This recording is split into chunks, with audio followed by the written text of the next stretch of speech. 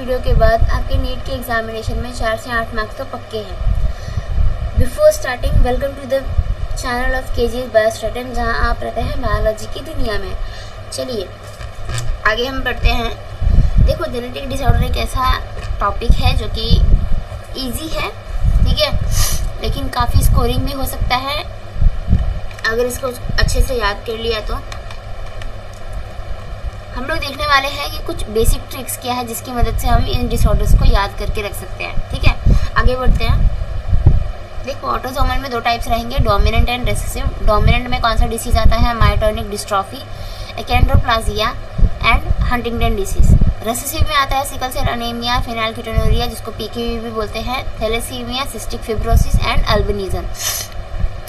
जो रेसेसिव वाला है it is important than dominant वाला। डोमिनेंट में आप इतना भी याद रखोगे कि मायोटोनिक डिस्ट्रॉफी होता है, इतना इनफ है, ठीक है।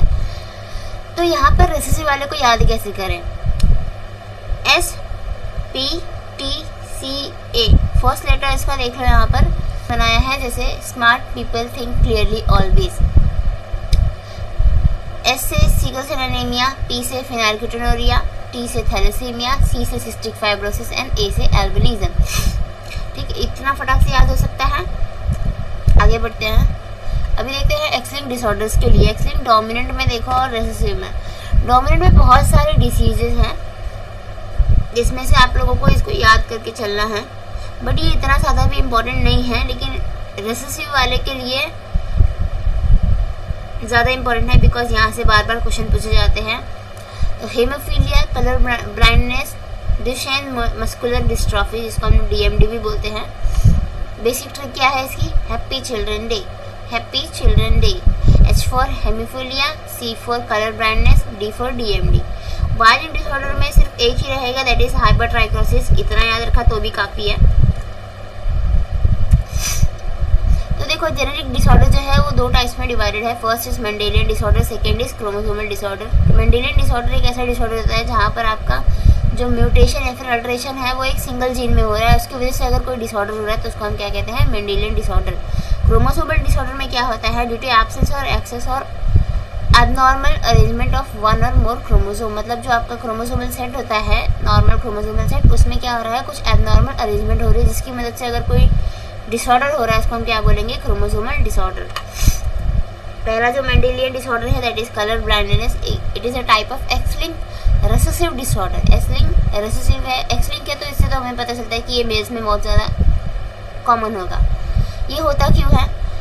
देखो, इसके जीन्स है ना जो एक्स क्रोमोसोम पे प्रेजेंट होते हैं, जो अफेक्ट करते हैं रेड और ग्रीन कोन्स ऑफ द आई। जो हमारी आई होती है, आंखों की जो ग्रीन एंड रेड वाली कोन्स होती हैं, जो डिस्क्रिमिनेट करने में हेल्प करती है कि रेड कलर कौन सा है, ग्रीन कलर कौन सा है। वहाँ पर क्या होता है, जो जीन है वो म्यूटेटेड हो जाता है, ठीक है। It is most common in males. जाहिर सी बात है, एक्स लिंक्ड रेसेसिव है तो कॉमन होगा किसमें? मेल्स में। अप्रॉक्स 8% चांसेस है मेल्स में, मतलब जो टोटल पॉपुलेशन होती है इसमें 8% क्या होंगे? मेल्स जो होंगे वो अफेक्टेड होंगे colour blind. It is rare in females, approx 0.4% because they have 2 chromosome. Males के पास सिर्फ एक ही क्रोमोसोम होते हैं तो जो भी एक्सप्रेशन होगा वो उस एक क्रोमोसोम पे डायरेक्टली हो जाएगा, बट जो फीमेल्स होती हैं उनके पास 2 एक्स क्रोमोसोम होते हैं तो एक्सप्रेशन जो है इसको हम कवर अप भी कर सकते हैं। इसीलिए जो चांसेस जो फीमेल में जो चांसेस है वो कम है as compare to males. Inheritance कैसे होता है इसका? जो कैरियर मदर होती है जिसके पास ट्रेट ट्रांसमिट करने का कैपेबिलिटी है, वो क्या करती है? वो ये शो करती है कि जो उसके 50% सन्स होंगे वो कलर ब्लाइंड होंगे। Daughters are usually normal carriers. X linked recessive disorder में हम लोग ने पढ़ा है लास्ट वाले वीडियो में कि दे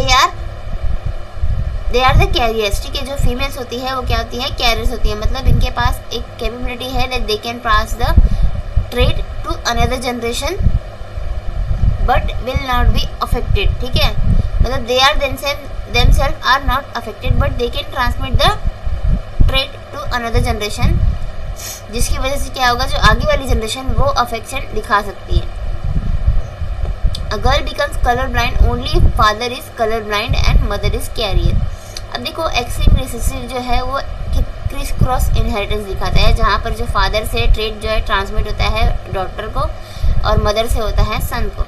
तो यहाँ पर एक गर्ल कब मतलब when will she become colour blind only if the father is colour blind and mother is carrier. ठीक है, जब फादर कलर ब्लाइंड के होंगे तो ही जाकर जो लड़की है या फिर जो डॉटर है वो कलर ब्लाइंड हो सकती है। नेक्स्ट डिसऑर्डर है दैट इज हेमोफीलिया, जो कि एक्स लिंक्ड रेसेसिव डिसऑर्डर है। फिर से अब यहाँ पर क्या होता है, जो क्लॉटिंग प्रॉपर्टी होती है ब्लड की वो क्या होती है, वो इम्प्रॉपर हो जाती है, बिकॉज वहाँ पर क्या होता है क्लॉटिंग प्रोटीन जो है वो डिफेक्टिव बन जाता है। ठीक है, तो अगर क्लॉटिंग नहीं होगी तो नॉन स्टॉप ब्लीडिंग होगी। अगर छोटा सा भी कट आपके स्किन पे लग जाता है तो क्या होगा, उससे नॉन स्टॉप ब्लीडिंग होगी, बिकॉज क्लॉटिंग का जो प्रॉपर्टी है वो इम्परफेक्ट हो चुका है, इम्प्रॉपर हो चुका है, सॉरी। तो यहाँ पर इसीलिए हेमोफीलिया होगा। अभी इनहेरिटेंस कैसे होता है, जो कैरियर मदर है वो ट्रांसमिट करती है 50% chance that their son will be affected. Daughters कैसे होते हैं, यूजुअली देयर कैरियर्स, अगेन वही सेम बात है। फीमेल अफेक्टेड होंगी, very rare, needs carrier mother plus affected father. Same condition जो कलर ब्लाइंडनेस की है वो यहाँ पर भी रहेगी। एग्जाम्पल क्या है यहाँ पर देखो, Queen Victoria was a carrier but she passed haemophilia to many descendants. मतलब जो मदर होती है फिर जो फीमेल होती है उसका कैरियर होना ज़रूरी है, तो ही जाकर वो इस डिजीज़ को ट्रांसमिट कर पाएगी। फिर आता है sickle cell anaemia. Sickle cell anaemia को हम लोग हाफ मून डिसीज़ भी बोलते हैं। देखते हैं क्यों हाफ मून बोला जाता है इसको। It is a type of autosomal recessive disorder affecting haemoglobin. ठीक है, हीमोग्लोबिन को अफेक्ट कर रहा है, लेकिन कौन सा इसका इनहेरिटेंस है, ऑटोसोमल रिसेसिव। ये सब याद रखना है आप लोगों को कि इसका इनहेरिटेंस का टाइप क्या है। ऑटोसोमल रिसेसिव है, एक्स लिंक्ड रिसेसिव है, एस लिंक्ड डोमिनेंट है या फिर ऑटोसोमल डोमिनेंट है।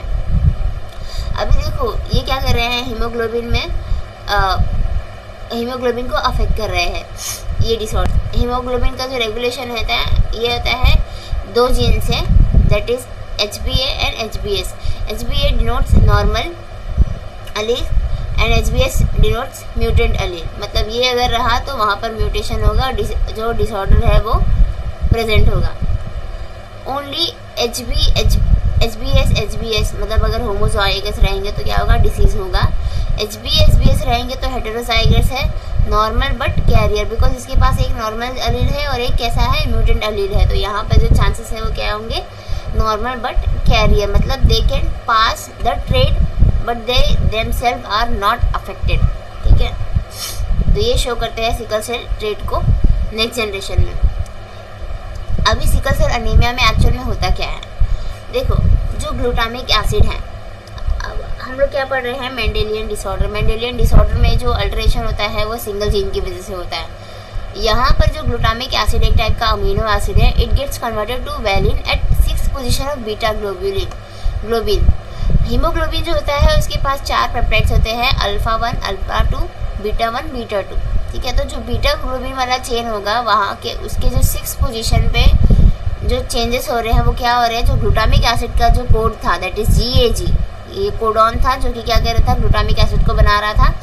It get converted to valine, जो कि अब बन चुका है GUG, बिकॉज यहाँ पर क्या आ गया, म्यूटेशन हो गया है। ठीक है, DNA चेंज हुआ है यहाँ का। ये देखो, ये तुम्हारा नॉर्मल HbA जीन और ये है तुम्हारा म्यूटेंट वाला gene. GAG codes for glutamic acid. उससे क्या हुआ, इसका जो कॉम्प्लीमेंट्री है CTC बना। उसके बाद जो GAG था, mRNA में क्या बना, कोडॉन GAG, अब उससे जो अमीनो एसिड बनने वाला है। ठीक है, ये है प्रोटीन की चेन और इसमें क्या है, ये अमीनो एसिड है। तो ये वाला कौन सा है, ग्लूटामिक एसिड। आइडियली यहाँ पे 6th पोजीशन पे क्या होना चाहिए था, ग्लूटामिक एसिड, बट म्यूटेशन होने की वजह से क्या होता है, जहाँ पर तुम्हारा HbS अलील आ जाता है, GTG बन चुका है वो। ठीक है, अब क्योंकि वो GTG बन चुका है तो उसका कॉम्प्लीमेंट्री सीक्वेंस भी अलग हो जाएगा। कॉम्प्लीमेंट्री सीक्वेंस अलग हुआ तो ये देखो mRNA पे जो सीक्वेंस आया वो भी बदल गया। उसकी वजह से अब क्या हो गया है, वो GUG हो चुका है, जिससे क्या बन रहा है, अमीनो एसिड वैलिन, जो कि हमको क्या चाहिए था, ग्लूटामिक एसिड। अब क्या बन रहा है, वैलिन, जो कि another type of amino acid है। ये कब होता है, जब जो तुम्हारा जीन है वो अफेक्टेड है। इफेक्ट्स क्या क्या है इसके, जब भी लो ऑक्सीजन होगा तो जो हीमोग्लोबिन है उसका पॉलीमराइजेशन स्टार्ट हो जाता है। RBC का जो शेप होता है वो आइडियली क्या होता है, बाइकॉनकेव, लेकिन बिकॉज इस डीएनए चेंज की वजह से अब क्या हो गया है, वो सिकल शेप का हो चुका है, मतलब हाफ मून शेप का हो चुका है। इसीलिए इस डिसीज को हम बोलते हैं half moon disease. This leads to poor oxygen transport and blockage of blood vessels.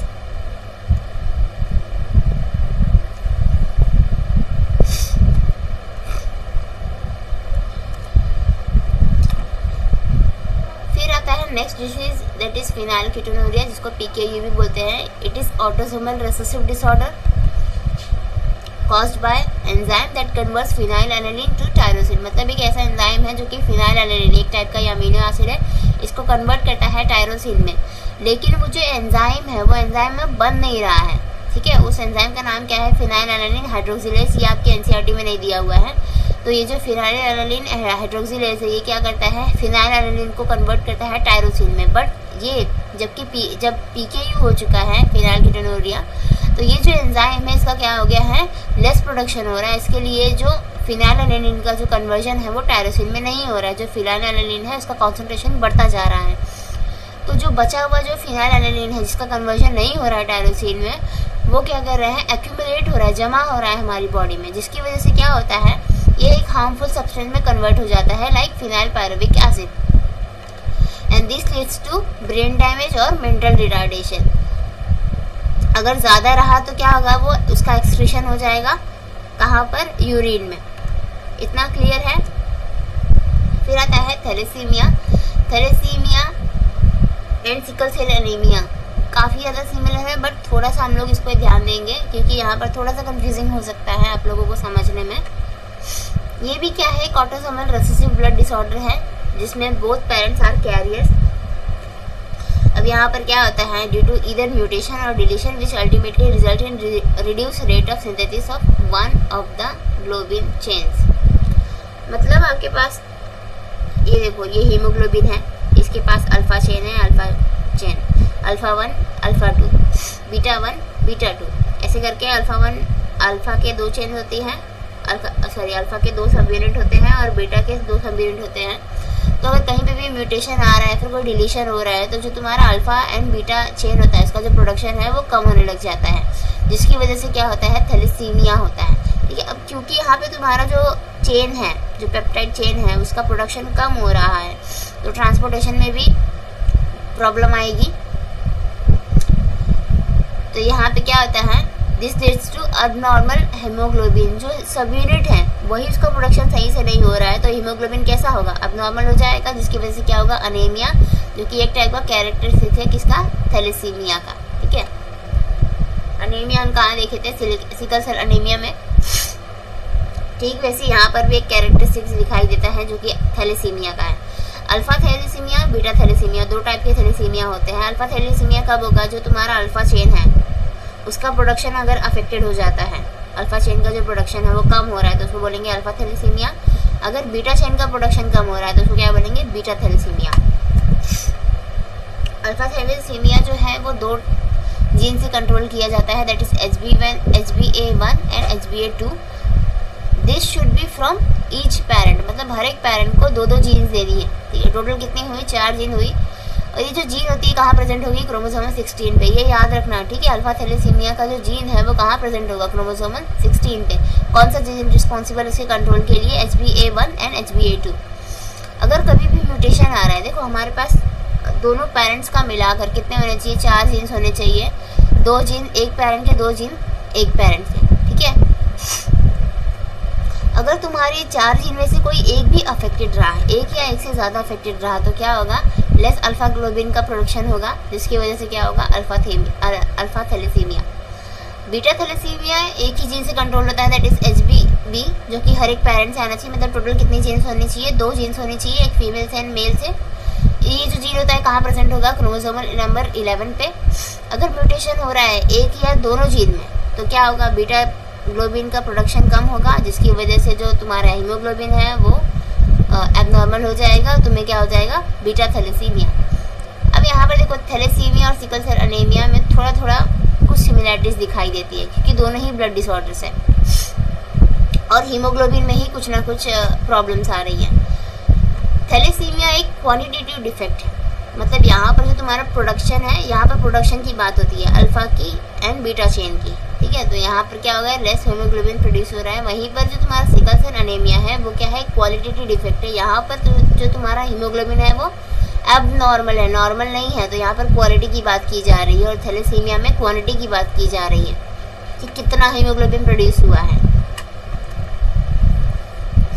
चलो इतना हो गया है, आगे बढ़ते हैं। That is chromosomal disorder. अभी तक हम लोग ने जो पढ़ा वो थे मेंडेलियन डिसऑर्डर, अब पढ़ते हैं क्रोमोसोमल डिसऑर्डर। क्रोमोसोमल डिसऑर्डर में कुछ कंडीशन है सच एज अनिप्लॉइडी, जहाँ पर जो तुम्हारा क्रोमोसोम है या तो उसका गेन होगा या फिर उसका लॉस होगा। क्यों? जो तुम्हारा सेल डिवीजन होता है वहाँ पर जब क्रोमेटिड का सेग्रीगेशन होता है, अगर वो फेल हो जा रहा है तो यहाँ पर जो क्रोमोसोम के नंबर है वो या तो इंक्रीज हो जाएंगे या डिक्रीज हो जाएंगे। मोनोसोमी एक कंडीशन है जहाँ पर ये जो है formula that is 2n-1 n indicates the haploid, मतलब एक्चुअल में हमारे पास कितने पेयर्स होते हैं, 23 पेयर्स होते हैं ना क्रोमोसोम के। तो यहाँ पर अगर तुम्हारा 23 है, ठीक है, 23 इंटू 2 कितना हो जाएगा 46, -1 कितना होगा 45। मतलब यहाँ पर एक क्रोमोसोम जो है वो तुम्हारा मिसिंग है, जिसकी वजह से कौन सा डिसऑर्डर होता है, टर्नर सिंड्रोम। फिर देखो ट्राइसोमी। ट्राइसोमी में क्या हो रहा है, तुम्हारे पास 2 क्रोमोसोम होते हैं, ठीक है, हर एक पेयर में एक एक्स्ट्रा क्रोमोसोम अगर उसमें आ जाए तो उसको क्या बोलेंगे हम, ट्राइसोमी। इसका फॉर्मूला क्या है 2n+1। मतलब यहाँ पर कितने क्रोमोसोम बन जाएंगे 47, जो कि आइडियली कितने होने चाहिए थे 46। इससे कौन सी डिसीज हो रही है, down syndrome and Klinefelter syndrome. फिर नेक्स्ट जो कंडीशन है दैट इज पॉलीप्लॉइडी की। यहाँ पर जो तुम्हारा क्रोमोसोम है उसके पूरे सेट में ही चेंजेस हो रहा है, कुछ इंक्रीज हो रहा है। क्यों? Because of failure of cytokinesis after telophase stage. जब भी देखो टेलोफेज का जो स्टेज आता है सेल डिवीजन में, उसके बाद क्या होना चाहिए, साइटोकाइनेसिस होना चाहिए। लेकिन अगर वो नहीं हो रहा है तो जो तुम्हारा क्रोमोसोम का जो सेट है उसमें इंक्रीज आ जाता है, ठीक है, इंक्रीमेंट हो जाता है। यहाँ पर देखो हैप्लॉइड के मल्टीपल बन जाते हैं। मतलब तुम्हारे पास कितने होने चाहिए थे टोटल क्रोमोसोम 46, लेकिन अभी क्या होगा 46 का थर्ड वाला सेट देखो, मीन्स उसमें 23 और ऐड कर दो। हैप्लॉइड कितने बनते हैं हमारे यहाँ पे, हैप्लॉइड कितने होंगे 23, यहाँ पर मल्टीपल हैप्लॉइड बन रहे हैं। तो 3n मतलब 3 इंटू हैप्लॉइड नंबर कितने हैं क्रोमोसोम के, दैट इज 23। 23 इंटू 3 करोगे तो कितना होगा 69। ऐसे ही 4 करोगे तो इसका जो क्रोमोसोम का जो नंबर है वो एक एक सेट में बदलता जा रहा है, बढ़ते जा रहा है। जो नॉर्मल ह्यूमंस होते हैं उनके पास कितने क्रोमोसोम होते हैं 46, मतलब 23 पेयर्स में। जहाँ पर आपका जो 22 पेयर्स होते हैं वो कैसे होते हैं, ऑटोसोम्स होते हैं। और जो एक सिंगल पेयर जो बचता है दैट इज एलोसोम, जिसको हम लोग सेक्स क्रोमोसोम भी बोलते हैं। तो एलोसोम और ऑटोसोम क्या है ये क्लियर रखो। पहला जो डिसऑर्डर है क्रोमोसोमल डिसऑर्डर में दैट इज डाउन सिंड्रोम। आप लोगों ने बहुत ही कॉमनली देखा होगा, कई सारे लोगों को डाउन सिंड्रोम कभी ना कभी तो अपनी लाइफ में देखा ही होगा कि डाउन सिंड्रोम से कोई अफेक्टेड है। तो उसका जो बॉडी का चेंजेस होते हैं वो काफ़ी ज़्यादा अलग होते हैं। अब ये होता कि ये डाउन सिंड्रोम जो क्रोमोसोमल नंबर 21 है, ये देखो यहाँ पर ये है हमारा कैरियोटाइप। कैरियोटाइप में देखो क्रोमोसोम नंबर 21, ये वाला जो है वो क्या कौन सा है 21। यहाँ पर जो कितने होने चाहिए थे यहाँ पे आइडियली क्रोमोसोम 2 होने चाहिए थे, लेकिन कितने हैं 3 है। मतलब यहाँ पर क्या हो रही है ट्राइसोमी हो रही है। टोटल नंबर ऑफ क्रोमोसोम कितना होता है 46, बट यहाँ पर एक एक्स्ट्रा आ जा रहा है, दैट मीन्स अब क्या हो गया है 47 हो चुका है। तो यहाँ पर कौन सी कंडीशन देखी जा रही है ट्राइसोमी की। इसी बिकॉज ये 27 क्रोमोसोम नंबर 21 पे हो रहा है, इसलिए हमको क्या बोलते हैं इसको trisomy 21। This was first describe by Langdon down. क्या क्या कैरेक्टरिस्टिक्स है इसके, शॉर्ट स्ट्रेचर होगा, इनका जो हाइट होगा वो छोटा होगा, कम होंगे कद के होंगे, और राउंड हेड होगा but small, furrowed tongue and partially open mouth. जो टंग होते हैं इनका ना, इनके टंग में बहुत सारे कट्स होते हैं, ठीक है, और जो एक शेप होता है टंग का वो बिल्कुल भी डिस्ट्रक्चर हुआ रहता है, मतलब वो अच्छे से नहीं होता है।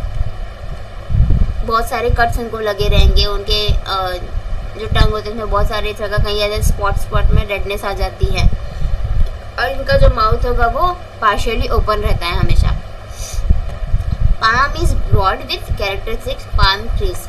अब देखो जो हमारी हथेली होती है, वो हमारे हथेलियों में, हथेली जो है उसमें कितने सारे लकीर्स होते हैं, लेकिन जो डाउन सिंड्रोम के जो बच्चे होते हैं इनके अंदर क्या होता है, एक सिंगल पाम क्रीज दिखाई देगी। इंस्टेड ऑफ 2 ट्रांसवर्स क्रीज, यहाँ पर एक सिंगल पाम क्रीज दिखाई देगी आपको। तो ये भी एक कैरेक्टरिस्टिक्स है उनका। Physical, psychomotor and mental development is retarded, जो आपका लैंग्वेज समझने का जो कैपेबिलिटी है, स्लीपिंग हो गया, वॉकिंग हो गया, रनिंग हो गया, किसी चीज़ को सुनना, ये सारी जो एबिलिटी होती है हमारी नॉर्मली, वो कैसी होती है, वो रिटार्डेड हो जाती है इनके अंदर। वो ज़्यादा जल्दी समझ नहीं पाते हैं, कुछ गेन नहीं कर पाते हैं और ना ही रिस्पॉन्स कर पाते हैं जल्दी से। टिप्स है, वहाँ पे बहुत ज़्यादा लूप्स दिखाई दे रहे हैं, छोटे छोटे बहुत सारे लूप्स हैं, इतने हम एक नॉर्मल बॉडी में नहीं होते। पाम क्रीज एक सिंगल लाइन दिखाई देगी, ये देखो यहाँ पर एक सिंगल लाइन दिखाई दे रही है। बहुत सारी क्रीज होनी चाहिए बट यहाँ पर इनके पास कैसी होती है, एक सिंगल क्रीज होती है। बिग एंड रिंकल्ड टंग होंगे। कंजेनिटल हार्ट डिसीज भी होगा इनको। नेक्स्ट आता है क्लाइनफेल्टर सिंड्रोम। क्लाइनफेल्टर सिंड्रोम जो है, यहाँ पर देखो ये मोस्टली कहाँ होगा, क्लाइनफेल्टर सिंड्रोम मेल्स में। टर्नर सिंड्रोम कहाँ होगा, फीमेल्स में। कंफ्यूजन मत क्रिएट करना इसमें, क्लाइनफेल्टर कहाँ होगा, मेल्स में होगा, एंड टर्नर सिंड्रोम किस में होगा, फीमेल्स में होगा। Due to presence of an additional copy of X chromosome occurs in males. अब देखो आइडियली कितना होना चाहिए, 46 एंड XY होना चाहिए, है ना, कैरियोटाइप। लेकिन यहाँ पर एक क्रोमोसोम एक्स्ट्रा आ गया है, इसलिए नंबर कैसा हो गया है, 47 हो चुका है, और एक्स क्रोमोसोम यहाँ पर एक और दिखाई दे रहा है। तो ये कहाँ होता है, मेल्स में हो रहा है, जिसकी वजह से क्या होता है, इनके अंदर ना फेमिनाइन डेवलपमेंट होने लग जाता है। मतलब जो चीज़ें लेडीज़ में पाई जाती है, जो चीज़ें फीमेल्स में पाई जाती है, जो कैरेक्टरिस्टिक्स देखे जाते हैं, वो धीरे धीरे इनमें भी डेवलप होने जाते हैं, क्योंकि इनके पास एक एक्स्ट्रा क्रोमोसोम आ चुका है, वो भी एक्स वाला। एक्स क्रोमोसोम कहाँ पे डोमिनेट करता है, फीमेल्स में, लेकिन यहाँ पर भी एक एक्स्ट्रा मतलब जो तुम्हारा क्रोमोसोम है एक्स वाला, वो ज़्यादा आ चुका है, एक्स्ट्रा हो चुका है, इसीलिए यहाँ पर फेमिनाइन डेवलपमेंट होगा। For example development of breast, जिसको हम बोलते हैं गायनेकोमास्टिया। और जो इंडिविजुअल होंगे दे बिकम स्टेराइल, मतलब वो फर्टिलाइजेशन नहीं कर सकते हैं, they can not be involve in the process of reproduction. Turner syndrome में देखो, ड्यू टू द एब्सेंस, फिर आता है टर्नर सिंड्रोम। टर्नर सिंड्रोम होता है फीमेल्स में। क्यों हो रहा है, बिकॉज जो तुम्हारा एक्स क्रोमोसोम होता है, वो यहाँ पर एक जो एक्स क्रोमोसोम है वो डिलीट हो चुका है, वो एब्सेंट हो चुका है। आइडियली कितने क्रोमोसोम होने चाहिए थे, एक्स क्रोमोसोम 2, लेकिन अब यहाँ पर कितने बचे हैं, सिर्फ एक ही बचे हुए हैं। तो क्रोमोसोम का नंबर कितना हो गया है, 46 होना चाहिए था। And they become sterile as ovary becomes rudimentary, मतलब जो उनका ओवरी है वो या तो इमेच्योर रह जाएगा, मतलब जो उसका डेवलपमेंट है वो इमेच्योर रह जाएगा, या फिर इम्परफेक्टली डेवलप हुआ रहेगा, इसीलिए वो क्या हो जाते हैं, स्टेराइल हो जाते हैं। They can not fertilise, they can not go for fertilisation. और इनके पास जो सेकेंडरी सेक्सुअल कैरेक्टर्स होते हैं वो क्या होते हैं, उनकी कमी होने लग जाती है। बिकॉज तुम लोगों ने देखा होगा ना, फीमेल्स एंड मेल्स में अलग अलग सेकेंडरी सेक्सुअल कैरेक्टर्स जो होते हैं वो डेवलप होते हैं आफ्टर स्टेज। तो यहाँ पर वो सेक्सुअल कैरेक्टर्स जो हैं वो नहीं हो रहे हैं। पहला वाला जो यहाँ पर डायग्राम है, that is tall stature with feminised character, ये दिखा रहा है टर्नर सिंड्रोम के, सॉरी क्लाइनफेल्टर सिंड्रोम के बारे में। Short stature and under developed feminine character, ये किसके बारे में दिखा रहा है, टर्नर सिंड्रोम के बारे में। आई होप से सबको क्लियर होगा। हम लोगों ने बहुत जल्दी कवर किया है, ये टॉपिक काफ़ी ज़्यादा इजी है और स्कोरिंग भी है, कोई मार्क्स लूज करने की बात है ही नहीं अगर आप लोगों ने अच्छे से पढ़ लिया तो इसको। ओके, यहाँ पे अपना वीडियो एंड करते हूँ। Thanks for watching, thank you, bye bye, take care.